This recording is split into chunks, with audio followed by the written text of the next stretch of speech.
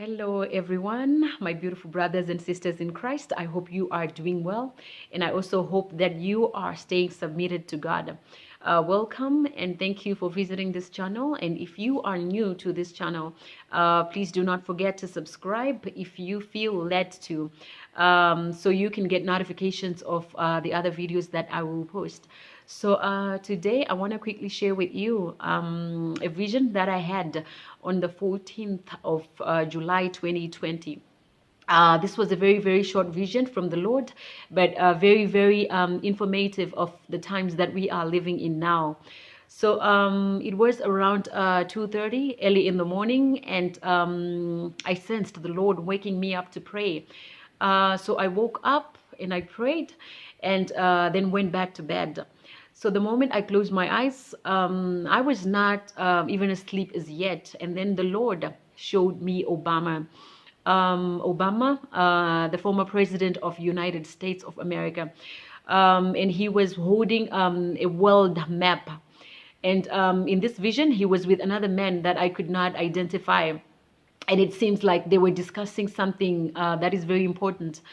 I could not really hear what they were discussing about, but they both looked very, very serious and focused on that discussion. And then Obama spread out the world map that he was holding on a table. And when I looked at that world map, it seems like it was alive. I could see some movement on that map. I could see roads and the different continents. And I could see something like arrows coming in and out of each continent. But it's like the map was moving in response to what he was saying. I don't know if that is clear enough. Forgive me. My vocabulary is not extensive enough to describe what I'm trying to say. But it's like he would say something over each continent, and on that map, that continent would move, like saying, we are going to use this road. And then I would see arrows moving in that road on that map. And if he says, we will block this area, I would see it on that map as well, that area getting blocked. So that's what I mean when I'm saying that the map was alive.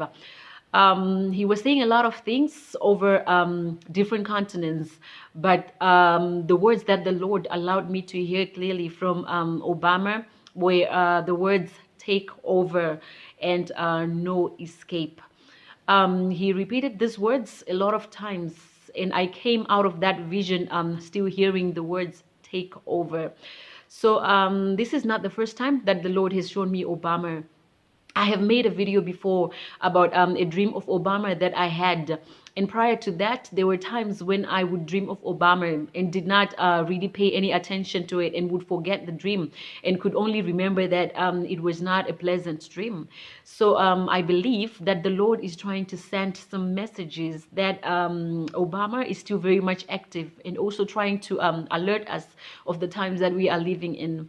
There is something that is not right about this person, and it seems like he will rise again to power somehow and take over, because on that day I kept on asking the Lord what this means, and he gave me a vision where I saw the number 666, which according to Revelations, it is the mark of the beast. And in this vision, I saw 4 huge boards, and each board had a number written on it. So there were 4 numbers, 6, 6, and next was another different number that I do not remember. And then there was 6 again. So in this vision, people were passing by and not paying attention to these numbers. And I was not paying attention to that as well until someone passed by and removed the other board that had another different number and left the ones with 6. So that is when I noticed the number 666 in the vision. At first, I did not pay any attention to that number because there was another different number in between. So the moment I saw 666, that was when that vision entered. So I believe that the Lord is warning us, or perhaps alerting us of the things that are coming, or the things that are already among us, but we cannot see them because they are covered up in some way and waiting to be revealed. When you get a vision or dream from the Lord, each detail can be very symbolic. Like in this vision, there is the mark of the beast, and people are just passing through it and not paying attention to it because it's a little bit hidden, which is symbolic of how we are living with certain things, how we are living with evil and unable to identify it because it's covered up somehow. In the vision, there was another number in between 666 to deceive people so that they cannot quickly pick it up. They cannot quickly see it. It is already here and just waiting to be revealed. And the Lord wants us to be vigilant.